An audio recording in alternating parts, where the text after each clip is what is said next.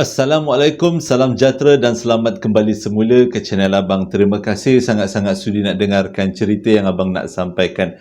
Hari ini Abang nak sampaikan satu lagi cerita dan hanya ada satu cerita dalam cerita kali ini. Dan cerita kali ini juga memberikan pengajaran yang bagus untuk kita semua. Jadi sebelum kita mulakan cerita, marilah kita sama-sama berdoa kepada Allah Ta'ala. Semoga Allah panjangkan umur, murahkan rezeki, berikan kesihatan yang baik untuk kita semua dan permudahkan segala urusan kita dunia dan di akhirat. Dan semoga Allah memberikan syurga buat mak ayah kita, juga memberikan keamanan untuk kita semua. Amin ya rabbal alamin. Jadi tanpa membuang masa lagi, Abang akan ceritakan kali ini satu pengalaman yang luar biasa tentang rumah yang menyeramkan. Abang mulakan dengan A'udzubillahi minasyaitonirrajim. Bismillahirrahmanirrahim. Allahumma salli ala Sayyidina Muhammad wa ala ali Sayyidina Muhammad. Cerita kali ini dihantarkan oleh seseorang yang bernama Asmah, berlaku pada tahun 2011 hingga 2012 dekat negeri Kelantan. Tapi dia minta Abang sorokkan daerah yang dimaksudkan kerana dia kata untuk mengelakkan daripada tersalah cerita ataupun terbuat fitnah, terbuat cerita yang salah-salah. Jadi cerita kali ini bermula apabila Asmah, dia ada 3 orang anak dan seorang suami, berpindah dekat satu rumah yang terletak di satu daerah di negeri Kelantan. Dia memang seronok bila masuk dekat rumah ni sebab sewanya murah, lepas tu keadaan rumahnya sangat bersih. Jiran-jirannya nampak bagus dan dekat dengan surau pula. Cuma dekat dengan rumah dia ada beberapa rumah kosong yang menyebabkan keadaan sekitar nampak suram. Itu je masalahnya. Yang selainnya semuanya tak ada masalah. Dan Asmah pun tinggallah dengan anak-anak dan suami dia dekat rumah tu. Di awal-awal dia tinggal dekat rumah tu tak ada jadi apa-apa masalah. Sampailah pada satu hari, pada waktu tu waktu tengah malam. Bukanlah tengah malam sangat, lebih kurang pukul 10 malam lah macam tu. Anak-anak dia 3 orang tu tidur dekat dalam satu bilik yang sama. Dia sediakan katil untuk 3 orang dan dia dengan suami dia tidur dekat bilik yang lain. Tapi bagusnya jarak di antara bilik dia dengan anak-anak dia tak begitu jauh dan mereka tidur sambil buka pintu. Abang nak cakap buka baju. Pelik pula ceritanya kan, bukan cerita hantu kalau gitu. Jadi mereka sebenarnya tidur sambil buka pintu. Tujuannya kalau anak-anak berlaku apa-apa kecemasan, Asmah dan suami dia cepat boleh segera datang ke bilik anak-anak untuk melihat apa yang berlaku. Pada satu hari itu, waktu pukul 10 malam, sebelum masuk tidur, Asmah sediakan tempat tidur untuk anak-anak dia.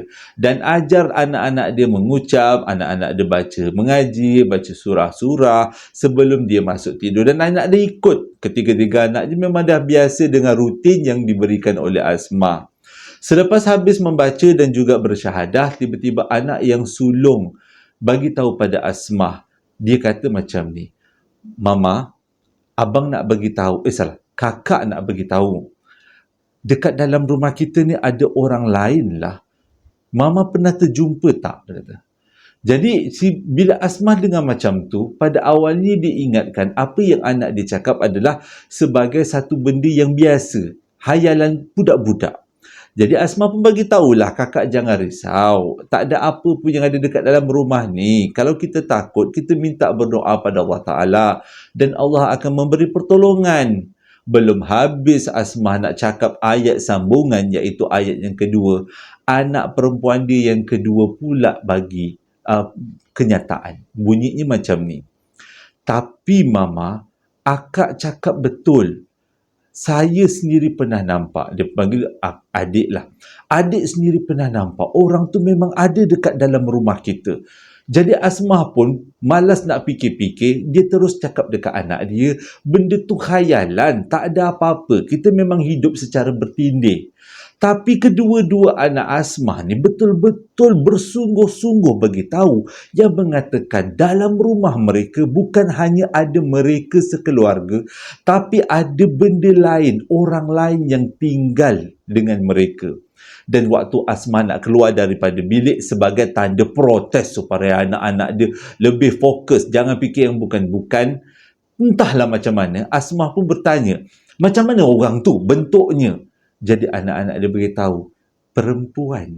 Dia tak macam manusia, Tapi dia selalu muncul. Jadi Asmah tanya, ada tak dekat dalam bilik ni sekarang ni? Tak ada. Selalunya dia ada dekat tepi pintu luar bilik Mama. Waktu tu, Asmah ada dekat kawasan pintu. Kalau kita yang jadi Asmah, huru-haralah kita pandang kanan dengan kiri pintu. Sebabnya nak pastikan ada tak siapa-siapa orang yang dimasukkan oleh anak-anak. Tapi Asmah tak nampak apa-apa. Asmah buat keputusan untuk biarkan anak dia, harap anak dia tak akan, bukanlah biarkan, tapi harap anak dia tabahlah dan anggap itu semua adalah secara halusinasi. Jadi Asmah pun cakap dengan anak dia, jangan risau kalau nampak sekali lagi perempuan tu baca selawat Nabi dan baca Al-Fatihah, insya-Allah orang tu akan hilang. Jadi Asmah pun masuk tidur. Bila besoknya Asmah ceritakan benda tu pada suami dia. Suami dia diam, tak cakap apa-apa. Jadi Asmah rasa macam, adakah suami dia pun boleh rasa seperti apa yang anak-anak dia rasa? Jadi pada bila petang tu balik daripada kerja, Asmah tanya dengan suami dia, betul-betul masa saya beritahu cerita seram ni, awak tak bagi respon apa-apa? Awak ada rasa apa-apa ke? Kata, saya tak pernah nampak. Tapi sejak kita pindah dalam rumah ni, saya rasa awal-awal tu okey. Tapi masuk minggu kedua, dia dah rasa lain macam. Bukannya satu, tapi rasa macam ada ramai orang dalam rumah ni. Meremang bulu roma Asmah bila suami dia terangkan apa yang suami dia rasa. Jadi Asmah pun diamlah. Ambil itu adalah sebagai selengan-selengan kehidupan. Pada malam seterusnya, satu malam tu, macam biasa, rutin dia dengan anak-anak dia, baca Fatihah, baca surah-surah dan dia pun nak beredar daripada bilik dia. Tiba-tiba, anak dia yang sulung panggil, Mama, perempuan yang kita orang cakap hari tu ada dekat dalam bilik ni sekarang. Pada waktu tu, Asmah yang dah tutup lampu, cepat-cepat buka semua lampu dan tengok di sekeliling bilik ada tak orang yang dimaksudkan oleh anak dia. Tapi tak ada siapa dalam bilik tu selain daripada anak-anak dia dan juga Asmah. Jadi Asmah tanya dengan anak dia yang kedua, adik nampak tak orang yang kakak nampak? Tak, anak yang kedua dia mengangguk. Dekat mana orang tu? Kata, ada dekat penjuru bilik Mama, dia kata. Tapi dia tak buat apa-apa. Dia berdiri je kat situ, baju dia warna putih, Mama. Terus Asmah pun nak pastikan keselamatan anak-anak ini terjamin. Dia pun pergilah ke arah sudut tu. Dia cuba raba-raba ke arah sudut tu. Kot-kotlah benda tu boleh dipegang-pegang, boleh disentuh, dicepuknya sekali. Tapi tak ada apa-apa yang dia dapat rasa. Jadi sebelum keluar daripada bilik, sempat juga Asmah baca ayatul kursi untuk sebagai pelindung anak-anak dia dan diserahkan anak-anak dia punya keselamatan kepada Allah Ta'ala. InsyaAllah tak ada apa-apa berlaku. Dan dia pun masuk ke bilik. Sepanjang malam, seingat dia lebih kurang 1 jam, dia cuba bertahan untuk tidak tidur. Dengan harapan anak-anak dia akan menjerit, meminta tolong dan dia akan sergah ke bilik tu dan dia cuba untuk buat apa-apa tindakan supaya benda tu boleh keluar daripada bilik tu. Tapi sedar-sedar Asmah dah tertidur. Esok pagi ni dia baru sedar dan dia cerita sekali lagi pada suami dia dan suami dia pesan kepada anak-anak. Apa yang Asmah dah pesan sebelum tu. Kalau ternampak benda yang lain macam dekat rumah kita, selawat Nabi. Jadi bila dengar-dengar nasihat macam tu, anak-anak tanda faham.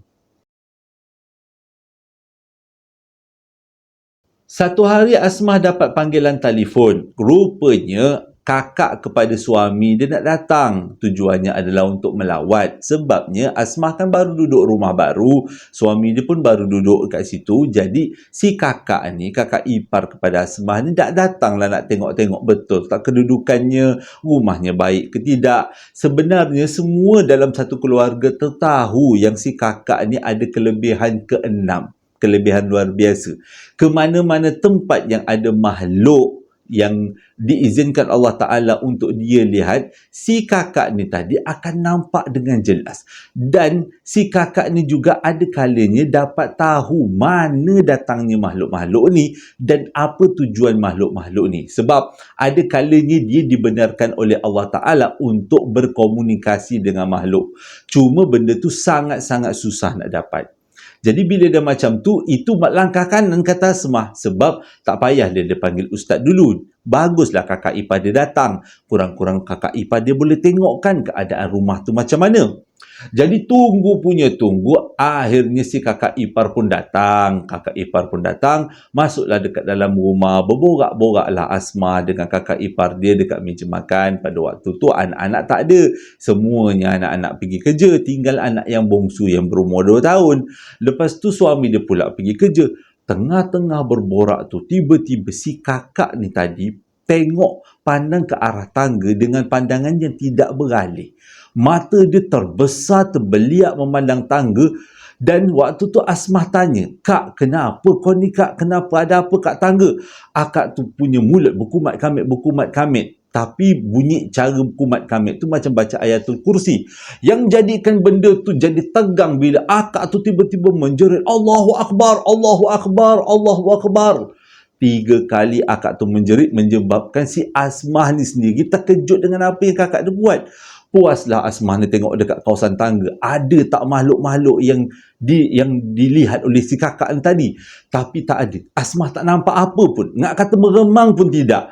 Jadi si kakak ni lepas habis baca Allahu Akbar, dia pandang Asmah. Dia cakap apa? "Akak tak boleh lama-lama dekat rumah ni. Akak kena balik sekarang." Tapi Asmah tak puas hati. Dia tanya dengan akak dia, apa yang kakak dia nampak? Akak tak nak cerita sekarang, tapi nanti satu hari nanti akak akan cerita. Cuma nasihat akak, pindah segera daripada rumah ni.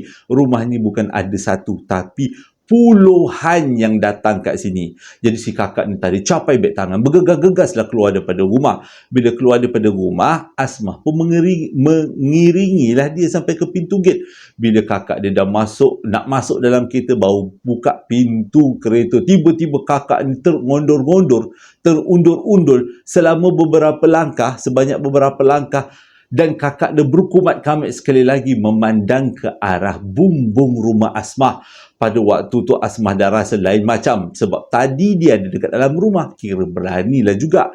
Kali ni dia ada dekat luar rumah. Takut-takut yang kat luar rumah tu tak dapat lagi teruk keadaannya. Jadi selepas tu si kakak habis baca Al-Fatihah, baca ayatul kursi, selawat Nabi. Dan kakak tu pun masuk dalam kereta. Dan sebelum dia bertolak balik, dia pesan pada Asmah, "Tolonglah keluar daripada rumah ni segera. Sebab rumah ni tak selamat untuk korang anak beranak."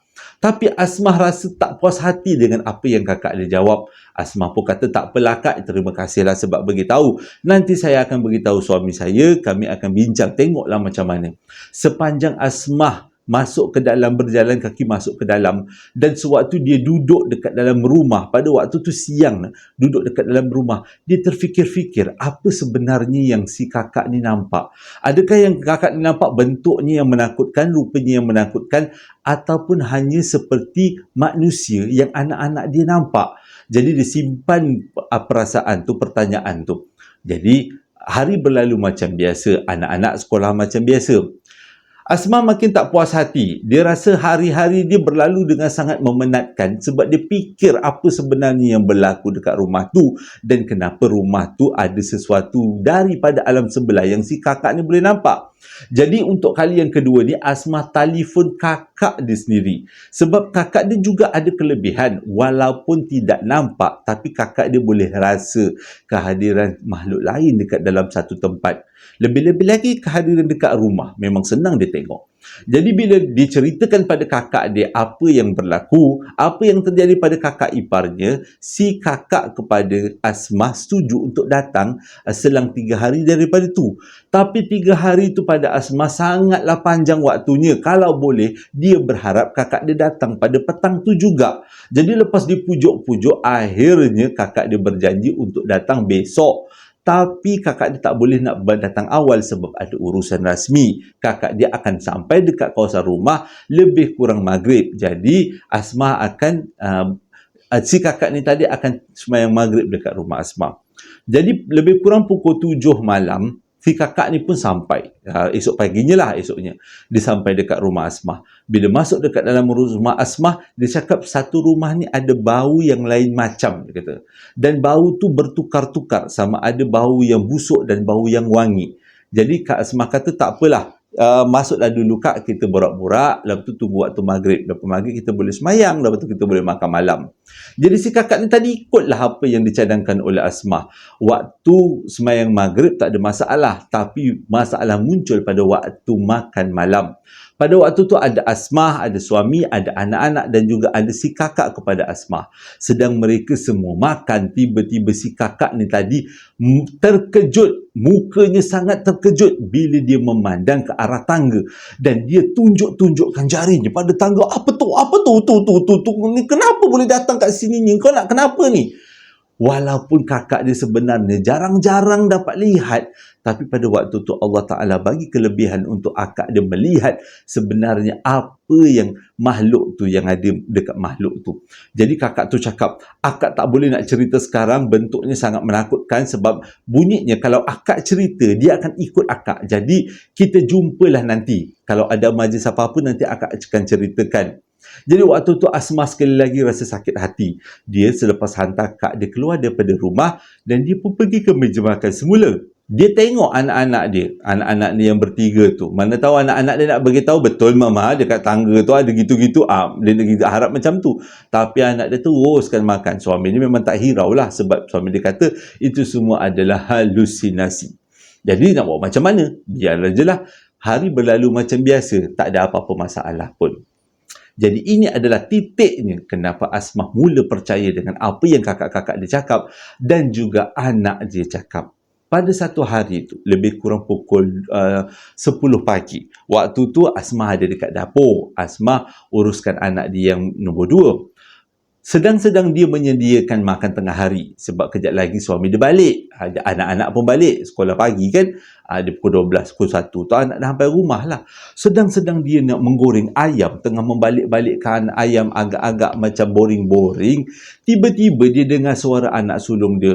Assalamualaikum, Mama. Jadi si Asmah ni pun jawab lah. Waalaikumsalam. Ni Mama ada kat dapur ni. Jadi dengarlah ada tapak kaki berjalan daripada ruang tamu sampai ke kawasan dapur. Bila sampai ke kawasan dapur, Asmah masih lagi tengah menggoreng ayam. Dia tak pandang ke belakang, tapi dia dengar bunyi kerusi ditarik. Lepas bunyi kerusi ditarik, macam ada anak dia duduk dekat kerusi. Lepas tu dia tanya dengan anak dia, kakak cepat balik. Oh, dia kata sekolah ni hari ni tak ada apa-apa. Dibenarkan untuk balik awal. Oh, gelaklah Asmah tak apa. Kakak cuba tengok adik tu. Adik okey ke tidak? Tadi dia makan bubur tu. Tu Asmah, adik kakak ni cakap, okey Mah, jangan risau. Adik okey je. Okay. Sedapnya baru Mama masak. Dia kata, oh masa tu memang Asmah tak pandang belakang. Dia memang berborak dengan anak dia. Memang dia tahu itu anak dia. Baunya sama, suaranya sama. Jadi dalam perbualan tu, tiba-tiba Asmah tertanya satu soalan. Dia tanya soalan ni, akak balik seorang ke? Adik mana? Pada waktu tu, tak ada jawapan. Jadi Asmah rasa pelik. Tadi bukan adakah anak dia dekat kawasan meja? Dia pandang ke belakang. Kerusinya memang dah ditarik, tapi orangnya tak ada. Asmah rasa, takkanlah ni adalah makhluk alam sebelah. Sebab dia memang yakin anak dia tak dibalik. Jadi dia pergi ke depan. Cari anak dia. Waktu tu jam menunjukkan pukul dekat pukul 12 lebih. Cari. Tak ada anak dia. Mana anak dia pergi? Takkanlah makhluk alam sebelah. Kalau makhluk alam sebelah, memang detail betul dia mengkopi anak kepada Asmah. Mustahil dia kata. Dan disebabkan dah terfikir-fikir, dah rasa tak tahu nak cakap apa macam mana. Asmah pun duduklah dekat ruang tamu. Dia rasa macam dia bingung. Siapa yang panggil dia? Dengan siapa yang berborak tadi tu? Siapa orangnya? Kenapa dia datang ke sini? Jadi sewaktu memikir-mikirkan tu, Asmah rasa macam perlu buat sesuatu. Sebab kalau tak dibuat sesuatu, takut benda lain ambil kesempatan dan benda tu akan menyusahkan dia satu hari nanti. Bila balik daripada kerja, teruslah Asmah ceritakan pada suami dia. Yang balik kerja tu suami dia lah. Dia cerita dengan suami dia tentang apa yang dia alami pada siang tadi. Dia berborak dengan seseorang yang dia tak nampak. Jadi suami dia kata, anak kita dah nampak, kakak saya pun dah nampak. Jadi awak pun dah dengar. Dengan kata lain, kita tak boleh bagi peluang. Kita perlu cari orang yang pandai untuk orang pandai tu bukan halau tapi alihkan ke tempat lain. Ataupun bagi tahu makhluk-makhluk tu yang kami dah duduk dekat rumah ni. Jadi Asmah bersetujulah dengan suami dia punya cadangan. Cari punya cari. Akhirnya jumpalah dengan seorang ustaz. Ustaz tu pun datanglah dekat rumah. Bila ustaz tu datang kat rumah, ustaz tu macam biasa berzikir. Sambil-sambil berzikir tu, dia buat solat. Lepas dah buat solat, dia pagar rumah. Jadi lepas habis-habis pagar rumah tu, Asmah dengan suami dia tanya, betul ke ada makhluk lain dekat dalam rumah ni? Dia kata, sekarang ni tak ada. Tapi tadi memang banyak. Bukan seekor, tapi banyaklah. Dia kata berekor-ekor banyaknya. Jadi dia tanyalah dengan ustaz tu, adakah itu adalah asalnya daripada rumah ni ataupun dia memang saka ataupun dia memang liar. Jadi ustaz tu kata dia bukan berasal daripada rumah ni, makhluk-makhluk tu adalah makhluk yang mendatang, dia tak ada keluarga dan dengan kata lain dia bukan daripada saka keturunan. Itu adalah benda liar yang datang ke rumah tu. Lega juga kata Asmah sebab dia tak nak dengar kalau keluarga dia ni ada saka. Sebab dia kata keluarga dia ni memang turut perintah agama bagus punya. Takkanlah ada pandai untuk dapat saka-saka macam ni. Jadi bila mendengar penjelasan daripada ustaz, alhamdulillah dia rasa lega, dia rasa tenang. Selepas peristiwa, ustaz datang pagar rumah, ustaz pun bagi tahu sebenarnya bukan ada satu tapi ada banyak bentuk yang ada dekat rumah tu. Punca dia daripada mana? Ustaz tu cadangkan untuk Asmah tanya dengan tuan rumah sendiri ataupun cari kawan-kawan, bertanya dengan kawan-kawan. Memang baguslah kalau nak bertanya dengan kawan-kawan. Sebabnya Asmah ni memang rapat dengan jiran tetangga. Pada satu hari, betul lah. Pada satu hari, entah macam mana, Asmah terserempaklah dengan tuan rumah. Dia nak bertanya dengan tuan rumah, apa sebenarnya rahsia rumah ni? Jadi bila dia tanya dengan tuan rumah tu kata tuan rumah pun tak pasti. Sebab dia memang beli rumah tu, dia tak pernah duduk dekat rumah tu. Apa kata tanya jiran-jiran? Jadi nak tanya jiran-jiran dengan keadaan sorang nak tanya macam kepo-kepo pula. Jadi Asmah carilah idea, macam mana lah nak nanya dengan jiran-jiran ni. Akhirnya Asmah dapat idea. Dia belum buat kenduri doa selamat masuk rumah. Jadi dia nak buatlah kenduri doa selamat masuk rumah. Bila dia buat kenduri doa selamat, jadi ramailah saudara mara dan jiran tetangga yang datang untuk memeriahkan majlis. Apa yang Asmah jangkakan memang betul-betul berlaku. Pada hari kejadian, ramai jiran-jiran tetangga dan juga saudara mara yang datang ke rumah Asmah. Jadi orang pertama yang Asmah cari adalah kakak ipar dia. Orang yang pertama nampak sesuatu dekat tangga. Jadi dia tanyalah dengan kakak ipar dia, apa sebenarnya yang kakak tu nampak? Kakak tu beritahu dia nampak ada seorang perempuan berbaju putih dekat tangga dengan mukanya bolong. Hitam muka dia. Jadi waktu tu dia rasa ketakutan dan dia keluar daripada rumah dengan harapan dia tak nampak lagi makhluk tu. Tapi bila dia keluar rumah, bukan setakat makcik Rockers, semua makhluk-makhluk yang kita bayangkan ada dekat bumbung-bumbung kawasan rumah, ada dekat jalan-jalan rumah, itu yang membuatkan kakak ipar jadi ketakutan. Sewaktu si kakak ipar ni tengah cerita dengan Asmah dalam keadaan gairahnya, ceritanya didengari oleh kakak Asmah sendiri yang datang dekat rumah Asmah selepas kakak ipar datang. Jadi si kakak ni pun datanglah mencelah. Betul, akak pun nampak yang dekat tangga tu. Dia kata lain macam. Akak terus berlari balik ke rumah, dia kata. Naik kereta. Jadi bila dapat sumber daripada dua orang yang berbeza dan mengatakan benda yang sama, Asmah tak boleh nak tolak. Memang dia percaya benda tu memang datang, memang ada dekat rumah tu. Tapi dia kata, kenapa benda tu ada banyak bentuk? Ada bentuk, siapa yang terkejut tu mercun sebenarnya. Semalam ni kan malam tahun baru, malam di Pabali. Okey, kita sambung. Jadi dia kata, kenapa bentuknya banyak? Ada yang begini, ada yang begini, ada yang perempuan, ada yang lelaki. Tak payah abang senaraikan, dah pukul 1 lebih ni. Jadi peliknya kat situlah. Bila dia tanya dengan anak kata nampak perempuan. Tapi ada kakak dia kata nampak benda pelik-pelik. Dia kena siasat benda ni. Bila tanya dengan tuan rumah nak siasat, tuan rumah tak tahu. Jadi kenalah dalam waktu majlis tu, dia berjumpalah dengan beberapa orang jiran. Jadi dekat jiran-jiran tu, Asmah bertanya seorang-seorang. dalam keadaan yang bukan berkumpul-kumpul tapi terpisah-pisah. Kenapa Asmah buat macam tu? Sebab dia nak pastikan semua orang mesti bercakap cerita yang sama. Kalau cerita yang berlainan, itu mungkin tipu. Jadi Asmah pun tanyalah dengan kakak A. Oh, begini jawapan dia. Tanya dengan kakak B. Sama juga. C, sama. D, sama. Jadi dia tanya dalam 10 orang kakak-kakak jiran yang ada dekat kawasan situ. 10 bagi jawapan yang sama. Nak tahu tak jawapannya? Rupanya, salah satu daripada rumah kosong yang ada dekat taman tu, yang kedudukannya selang 2 pintu daripada rumah Asmah, adalah rumah tinggal bekas seorang bomoh siam. Dan bomoh tu dikatakan membela dengan banyak benda. Dan sewaktu bomoh tu meninggal dunia, tak ada seorang pun anak dia yang nak ambil ilmu tu dan biarkan makhluk tu terpontang-panting dekat situ tanpa tuan. Jadi disebabkan tu, bila dia tengok Asmah yang jaraknya 2 pintu daripada rumah dia, ada datang masuk rumah, pindah, jadi dia anggap benda tu nak berkawan. Sebab itu yang hadir betul-betul dekat dalam rumah inilah seekor, iaitu Makcik Rockers. Yang lain tu tunggu kat luar rumah. Agaknya nak beritahu, jangan masuk dulu, kita tanya dengan tuan rumah. Kalau tuan rumah reda dengan keadaan kita, kita ramai-ramai duduk dalam ni. Agaknya macam tu lah. Sebab itu kebanyakan semua nampak bila dalam rumah seorang perempuan. Tapi dekat luar rumah, macam-macam benda. Jadi fahamlah Asmah. Memang betul seperti anak-anak dia cakap, rumah ni bukannya rumah yang bersih sangat. Bukan disebabkan rumah tu, tapi rumah yang berjarak 2 pintu daripada rumah dia.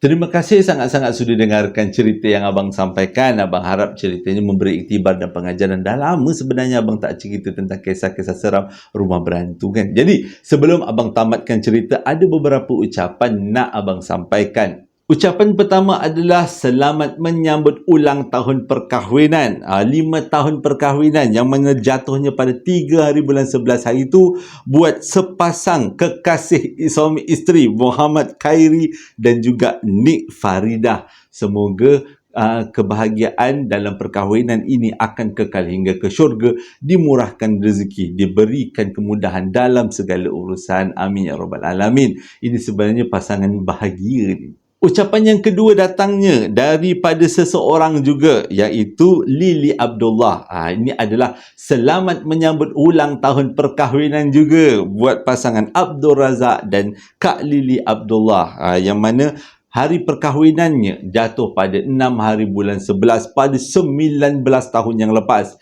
Jadi daripada pihak saya ucapkan semoga berkekalan hingga ke syurga dan semoga sentiasa dalam rahmat Allah. Ucapan yang ketiga datangnya daripada Kak Long. Dia nak ucapkan selamat hari jadi buat anak buah, untuk adik dia, iaitu Nik Rohayati. Dia kata Nik Rohayati ni adalah salah seorang penggemar cerita-cerita abang. Terima kasih sangat-sangat. Hari jadinya pula jatuh pada 11 hari bulan 11.